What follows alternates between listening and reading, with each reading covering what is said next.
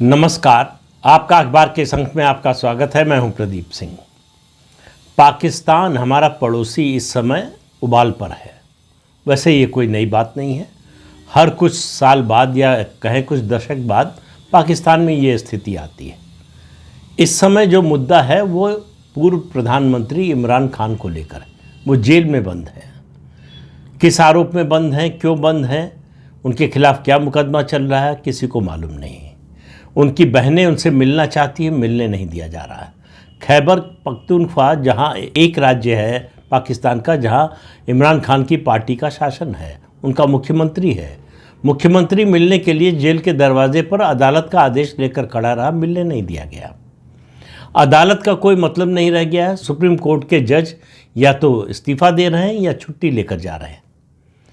पाकिस्तान में इस समय पूरी तरह से अगर आप कहना चाहें तो एनार्की है, और उस अराजकता के शिखर पर बैठा है आसिम मुनीर, जो अब 27वें संविधान संशोधन विधेयक के पास होने के बाद सर्वशक्तिमान बन गया है। उसको कोई हटा नहीं सकता। इम्पीचमेंट एकमात्र रास्ता है। कौन इम्पीचमेंट करेगा, किसकी हिम्मत है। दूसरा, उसके पास न्यूक्लियर बटन है। अब तीनों सेनाएं जो हैं, थल सेना, वायुसेना और नेवी जो है पाकिस्तान की, उन तीनों का वो प्रमुख हो गया है। यानी उससे बड़ी ताकत, उससे बड़ी शक्ति पाकिस्तान में किसी के पास नहीं है। पाकिस्तान का जो प्रधानमंत्री है वो उसके चपरासी की तरह काम करता है। ये है पाकिस्तान की हालत। अंदर से पाकिस्तान चरमरा रहा है। अभी ऑपरेशन सिंदूर में भारत ने बुरी तरह से पीटा है, लेकिन बेशर्मी पूर्वी उत्तर प्रदेश और बिहार में एक शब्द चलता है, वो है थेथरई। ऐसे लोगों को थेथर कहा जाता है। ऐसे लोग जो कहते हैं उसको थेथरोलॉजी कहते हैं। वही आसिम मुनीर और उसके पाकिस्तान में साथी कर रहे हैं कि हार को जीत बता रहे हैं। लेकिन ये उनका मामला है कि हार को जीत बताएं या क्या बताएं। पाकिस्तान की अंदरूनी हालत इतनी ख़राब कभी नहीं रही। हमेशा ख़राब रही है, इतनी ख़राब कभी नहीं रही। विद्रोह की आग बलूचिस्तान में भड़की हुई है। इससे पहले बलूचिस्तान ने कभी स्वीकार नहीं किया कि वो पाकिस्तान का हिस्सा है। पाकिस्तान ने उस पर आज़ादी के बाद जबरन कब्जा किया था फौज के जरिए। आज भी उसको स्वीकार करने से बलूचिस्तान मना करता है। वो कहता है हम स्वतंत्र देश हैं, हम स्वतंत्र होना चाहते हैं। लेकिन उनके पास उतने संसाधन नहीं है, उस तरह की फौज नहीं है। उसके अलावा खैबर पख्तूनख्वा वो और अफ़गानिस्तान दोनों जो है डूरंड लाइन को मानने से मना करते हैं कि ये विभाजन रेखा नकली है, इसको हम नहीं मानते।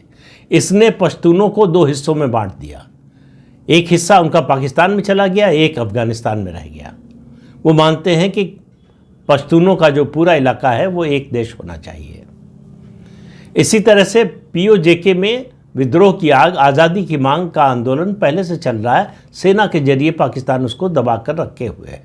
अभी हमारे रक्षा मंत्री ने जो बात कही है सिंध की, कि कोई आश्चर्य नहीं कि एक दिन सिंध भी भारत का हिस्सा फिर से बन जाए। उन्होंने कहा सिंध और भारत के जो है सांस्कृतिक संबंध है, सांस्कृतिक डोर से बंधे हुए हैं दोनों क्षेत्र। सीपेक जो बड़ा महत्वाकांक्षी प्रोजेक्ट था चाइना और पाकिस्तान का, China Pakistan economic corridor, America ने उसको बंद करा दिया, ठप करा दिया। तो अमेरिका पाकिस्तान की मदद कर रहा है या उसके खत्म होने के प्रोसेस को तेज कर रहा है, ये समझ में आएगा अभी कुछ समय बाद। तुरंत अभी समझना मुश्किल है। दरअसल अमेरिका चाहता है कि वो पाकिस्तान का जितना इस्तेमाल कर सके, पाकिस्तान का जितना फ़ायदा उठा सके अपने हितों के लिए उतना उठा ले। इसलिए वो आसिम मुनीर को ऊपर चढ़ा रहा है। आसिम मुनीर की असली ताकत क्या है ये अमेरिका को अच्छी तरह से पता है, डोनाल्ड ट्रंप को भी पता है। चीन जो हमेशा पाकिस्तान की मदद में, पाकिस्तान के पक्ष में खुलकर सामने खड़ा होता था, इस समय उसने एक स्ट्रेटजिक चुप्पी बनाए हुए है। वो देख रहा है कि पाकिस्तान और अमेरिका के संबंध कहाँ तक और किस दिशा में जाते हैं। उस पर उसकी नज़र है। उसकी नज़र भारत पर भी है कि भारत पाकिस्तान में किस तरह का दखल देगा या नहीं देगा। उसकी नज़र अफ़गानिस्तान पर भी है। अफ़गानिस्तान ने पाकिस्तान से सीधे युद्ध की, खुले युद्ध की घोषणा कर दी है। पाकिस्तान ने हवाई हमला किया अफ़गानिस्तान पर, जहां उनके सिविलियन मारे गए। अफगानिस्तान के पास कोई एयरफोर्स नहीं है, इसलिए उन्होंने कोई हवाई हमला नहीं किया, लेकिन सीमा पर उनकी फौजें तैनात हो गई। टैंक, तोप, जितना भी आयुध सामग्री उनके पास है उसको लेकर वो सीमा पर तैनात हैं और लगातार पाकिस्तानी सैनिकों को मार रहे हैं।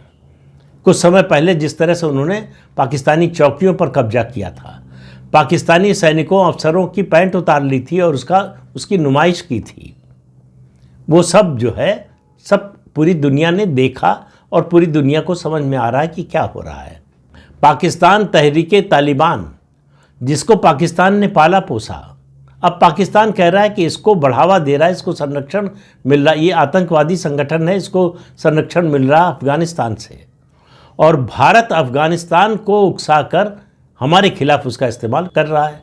और अब तो वो अफगानिस्तान के लिए कहने लगा है कि अफगानिस्तान जो हमला कर रहा है पाकिस्तान पर, पाकिस्तान की सेना पर, वो भारत के इशारे पर कर रहा है। इस समय अफगानिस्तान और भारत के रिश्ते लगातार सुधर रहे हैं। अभी 2 दिन पहले ही दोनों देशों के बीच में $100 मिलियन का एक समझौता हुआ है, व्यापारिक समझौता हुआ है। इसके अलावा अफगानिस्तान की सेना को ट्रेनिंग देने का काम भारत की फौज कर रही है। तो इस पूरे इलाके में बहुत तेजी से गतिविधियां हो रही हैं और जो कुछ हो रहा है वो सब पाकिस्तान के खिलाफ हो रहा है। तो इस समय पाकिस्तान के खिलाफ जो ताकतें हैं उनकी संख्या लगातार बढ़ती जा रही है। पाकिस्तान के ईरान से अच्छे संबंध नहीं हैं। पाकिस्तान और चीन के जो संबंध हैं वो ट्रांजैक्शनल हैं। चीन सिर्फ ये देखता है कि उसका कितना फ़ायदा है। सीपैक में वो काफ़ी पैसा अपना डुबो चुका है, इसलिए अब उसके बदले में वो पाकिस्तान के किसी हिस्से पर, भूभाग पर कब्जा चाहता है। उसको मालूम है पाकिस्तान की ये हैसियत नहीं है कि उसका कर्ज लौटा सके। पाकिस्तान में गरीबी, भुखमरी लगातार बढ़ती जा रही है और अब तो उसकी सरकार ने स्वीकार कर लिया है कि हम जब मदद मांगें तो उसको ये मत समझिए कि हम आपसे उधार मांग रहे हैं, कर्ज मांग रहे हैं। हम आपसे दरअसल भीख मांग रहे हैं, दान मांग रहे हैं। दान समझ कर दीजिए, यानी ये समझ कर दीजिए कि ये कभी लौटेगा नहीं। दुनिया में इस तरह का ट्रांजैक्शन क्यों चलेगा, कैसे चलेगा? तो पाकिस्तान की हालत दिन पर दिन खराब होती जा रही, लेकिन वहाँ की जो फौज है उसको इन बातों से फ़र्क नहीं पड़ता। जब तक फौज को पैसा मिल रहा है, जब तक फौज के पास ज़मीनों पर कब्जा है, जब तक फौज का अपना व्यापार, दुनिया की शायद एकमात्र फौज है पाकिस्तान की जो व्यापार करती है, उसका व्यापार जब तक फल फूल रहा है, उसके बच्चे जब तक विदेश में रह रहे हैं, पढ़ रहे हैं, उसका परिवार विदेश में ज़्यादातर फौजी अधिकारियों, जो बड़े अधिकारी हैं, उनके बच्चे अमेरिका, इंग्लैंड, कनाडा, इन जगहों पर, इन देशों में जो है वो रह रहे हैं। बहुत सारे तो जो है वहाँ के नागरिक भी बन चुके हैं, नहीं तो ग्रीन कार्ड तो ज़्यादातर के पास है ही। तो पाकिस्तान की फ़ौज अपने आप में एक स्वायत्त संस्था कहें या स्वायत्त इकाई बन चुकी है। वो पाकिस्तान के हित से उसका कोई मतलब नहीं है, उसका केवल स्वहित से मतलब है कि पाकिस्तान के फौजी और पाकिस्तान की फ़ौज ये कब तक सरवाइव कर सकते हैं। उसको उम्मीद है कि भारत को रोकने के लिए चीन और अमेरिका दोनों उसे हथियार भी देंगे और पैसा भी देंगे। इसी उम्मीद पर पाकिस्तान टिका हुआ है। अब सवाल यह है कि ये चर्चा बड़ी आम हो चुकी है, सब मान चुके हैं कि पाकिस्तान टूटेगा। आपको कोई ऐसा व्यक्ति नहीं मिलेगा जो ये कहे कि पाकिस्तान नहीं टूटेगा। और इमरान खान का मुद्दा जिस तरह से वहाँ गरमा रहा है, एक बात हम लोगों को भी याद रखनी चाहिए कि इमरान खान जेल में रहें या जेल से बाहर रहें, जीवित रहें या न रहें, इमरान खान भारत के किसी काम के नहीं हैं। जब वो प्रधानमंत्री थे तब भी भारत विरोधी थे, अगर वो बाहर निकल आते हैं तब भी भारत विरोधी रहेंगे। तो इमरान खान से भारत को कुछ नहीं मिलने वाला, भारत के लिए वो किसी तरह से फ़ायदेमंद नहीं होने वाले। तो इमरान खान का मुद्दा हमारे लिए कोई मतलब नहीं रखता, सिर्फ इतना कि इमरान खान के मुद्दे के जरिए अगर आसिम मुनीर कमज़ोर होता है तो हमारे लिए वो मुद्दा महत्वपूर्ण है, बस इतना ही, इससे ज़्यादा कुछ नहीं। दूसरी बात ये कि अगर सब लोग मान रहे हैं और ये रणनीतिक रूप से दिखाई भी दे रहा है कि पाकिस्तान टूटेगा, उसके कई टुकड़े होंगे, कितने होंगे ये अभी गिनना भी मुश्किल है, तो भारत कब तक इस इंतज़ार में रहेगा कि पाकिस्तान अंदर से टूटेगा। जो लोग कहते हैं टूटेगा, उनका भी ये मानना है कि पाकिस्तान को पाकिस्तान ही तोड़ेगा। और जिस तरह से आसिम मुनीर चल रहा है, जो काम कर रहा है, उसमें ये बात और तय हो गई है कि पाकिस्तान को पाकिस्तान ही तोड़ेगा। लेकिन सवाल ये है, हमारा लक्ष्य तो 2047 तक विकसित देश बनना है। उसके रास्ते में बड़ी बाधा है पाकिस्तान। तो हम बहुत लंबे समय तक इस बात का इंतज़ार नहीं कर सकते कि पाकिस्तान एक दिन टूट जाएगा, अंदर से टूट जाएगा, पाकिस्तानी ही पाकिस्तान को तोड़ देंगे।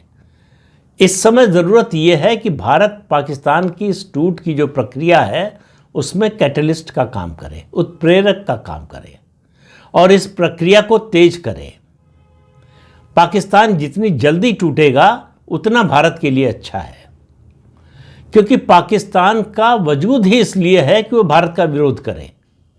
तो इसलिए जो लोग इस गलतफहमी में रहते हैं, अमन की आशा की गलतफहमी में रहते हैं कि एक दिन भारत और पाकिस्तान में दोस्ती हो जाएगी, अच्छे संबंध हो जाएंगे, वो अपने मूर्खों के संसार में रह रहे हैं, उनको वहीं रहने दीजिए।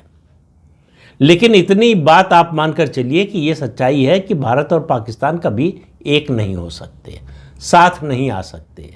जो हमारे नायक हैं उनके खलनायक हैं, जो उनके नायक हैं वो हमारे खलनायक हैं। पाकिस्तान का, फिर कह रहा हूं, अस्तित्व इस बात पर टिका है कि वो भारत का विरोध करता रहे, भारत के लिए समस्या पैदा करता रहे। जिस दिन भारत पाकिस्तान की दोस्ती हो जाएगी, पाकिस्तान के होने का कारण ही खत्म हो जाएगा। फिर सवाल उठेगा कि आखिर पाकिस्तान बना क्यों? तो इसलिए पाकिस्तान आने वाले समय में टूटेगा। मेरा सवाल ये है कि क्या भारत उस टूट की प्रक्रिया को तेज करेगा?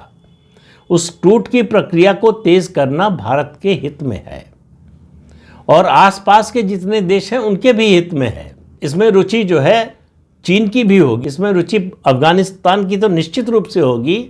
और जो हिस्से अलग होना चाहते हैं, चाहे वो बलूचिस्तान हो, खैबर पख्तूनख्वा हो या पीओजे हो, उनकी तो सक्रिय भागीदारी है। ऐसे में इन लोगों की, खासतौर से पाकिस्तान के अंदर की जो ये ताकतें पाकिस्तान विरोधी हैं, जो पाकिस्तान के से बगावत करना चाहती हैं, वो सब भारत की ओर उम्मीद की नज़र से देख रहे हैं कि भारत उनकी मदद करेगा।